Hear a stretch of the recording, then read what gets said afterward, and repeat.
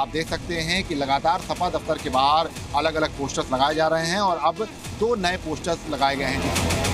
तीर सही जगह चल गया है और जो गुब्बारा अखिलेश यादव ने फुलाया था पीडीए का, आरक्षण का, संविधान का, उसमें इस नारे ने पिन चुभो दी।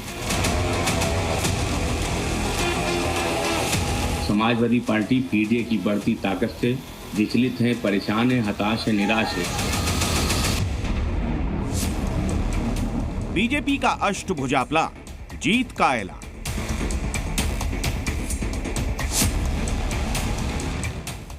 समाजवादी पार्टी का 10 वर्सेस 90।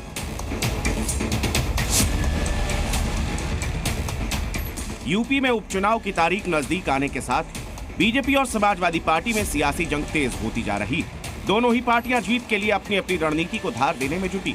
दोनों ही पार्टियों की कोशिश सभी 9 सीटों पर जीत हासिल करने की है, जिसे देखते हुए बीजेपी ने ऑक्टोपस की तरह 8 भुजा वाला एक प्लान तैयार किया है।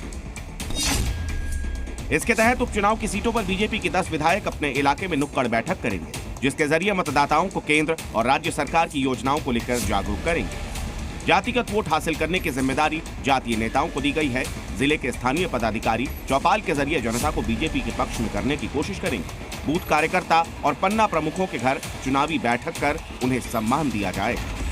बड़ी चुनावी रैली के जरिए शक्ति प्रदर्शन कर बीजेपी की लोकप्रियता दिखाई जाए। 8 लोगों की समन्वय समिति टीम 9 विधानसभा क्षेत्रों की रिपोर्ट रोज तैयार करेगी, ताकि कमियों को दूर किया जा सके।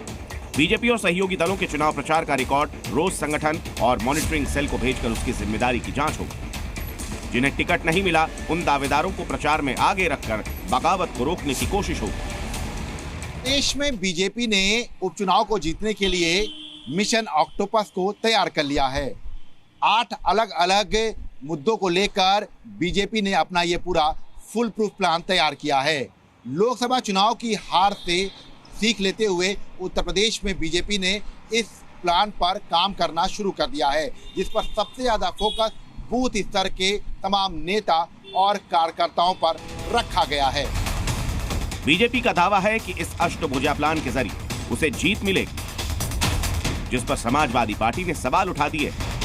भारतीय जनता पार्टी के लिए ये एक अवसर है कि 2024 के लोकसभा चुनाव में जो अपेक्षित सफलता हमें नहीं मिल पाई थी, इन उपचुनावों में भारतीय जनता पार्टी विजय पताका लहरा करके उस कमी को हम दूर करने का काम करें। और इसीलिए भारतीय जनता पार्टी के कार्यकर्ता पहले सदस्यता अभियान के माध्यम से और अब इस उपचुनाव में हर बूथ पर घर घर तक पहुंचने का काम कर रहे हैं, ताकि जो जाति के समीकरण है, जो मजहब के समीकरण है, ये पूरी तरह से ध्वस्त हो जाए। समाजवादी पार्टी पीडीए की ताकत बढ़ी है। पीडीए एकजुट हुआ है। पीडीए अपने अधिकार, अपने हक के लिए लड़ने लगा है। इसलिए केवल भारतीय जनता पार्टी ही परेशान नहीं है, वो दल भी परेशान है जो प्रत्यक्ष अप्रत्यक्ष रूप से भारतीय जनता पार्टी का समर्थन करते हैं। इस बीच समाजवादी पार्टी ने भी एक बार फिर अपने पीडीए के वोट बैंक को बनाए रखने के लिए 2 नए पोस्टर जारी किए हैं, जिसमें एसपी दफ्तर के बाहर लगे इन पोस्टर्स में से एक में अखिलेश के साथ राहुल गांधी की भी तस्वीर है। पोस्टर में लिखा गया है, न बटेंगे न कटेंगे, एक हैं और एक रहेंगे। बटेंगे तो गैस सिलेंडर 1200 रुपए में मिलेगा, एक होंगे तो 400 रुपए में मिलेगा। वहीं दूसरे पोस्टर में लिखा गया है, गंगा जमुनी तहजीब को न बटने देंगे, न ही समाज की एकता को कटने देंगे। उत्तर प्रदेश में उपचुनाव को लेकर जैसे जैसे सरगर्मियां तेज हो रही हैं, वैसे वैसे पोस्टर वॉर तेज होता जा रहा है। सपा दफ्तर के बाहर 2 अलग अलग पोस्टर्स लगाए गए हैं। आप देख सकते हैं कि लगातार सपा दफ्तर के बाहर अलग अलग पोस्टर्स लगाए जा रहे हैं और अब 2 नए पोस्टर्स लगाए गए हैं, जिसमें आप देख सकते हैं कि राहुल गांधी और अखिलेश यादव की तस्वीर के साथ सपा दफ्तर के बाहर ये पोस्टर लगा है, जिसमें लिखा है, ना बटेंगे ना कटेंगे, एक हैं और एक रहेंगे।